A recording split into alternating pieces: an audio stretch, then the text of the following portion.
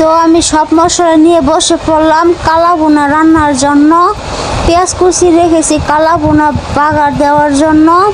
তো আমি সব মশলা আগে দিয়ে রাখছিলাম, কালা ভুনার যত মশলা সব মাংসের মধ্যে দিয়ে রাখছি।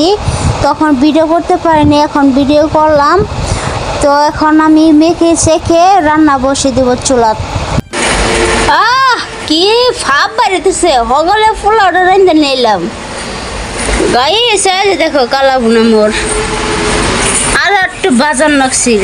তো যথেষ্ট ভাজা হয়েছে, সমস্যা নাই। আজকের ভুনা কালা ভুনাটা সেই হ্যাপি টেস্ট হয়েছে। অন্যদিন খালি মনে হয় মশলা বেশি হয়ে যায়, আজকে মশলা পারফেক্ট মতন দিয়েছি। তো এখন আমার স্বামীকে দিব, খাবে।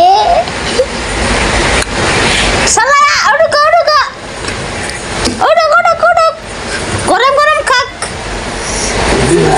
একটু চাইছিলাম ভালোভাবে ভিডিও করতে পারলাম না, মোবাইল নেট টানাটানি শুরু করলো, ফাড়াফাড়ি শুরু করলো, কি করবো আর।